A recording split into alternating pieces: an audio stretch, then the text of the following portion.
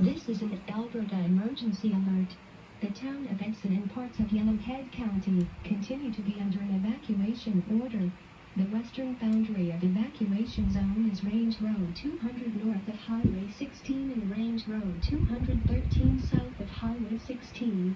Northern boundary is Township 570 to Range Road 160, then north to Township 580 east to Highway 751 and south to Township 520.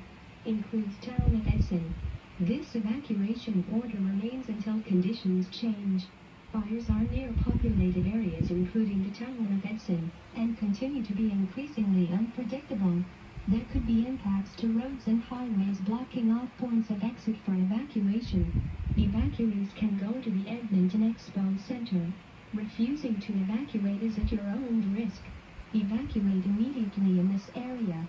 For assistance, search to register as an evacuee. Call 1-833-334-4630. Watch, so the potential is there as we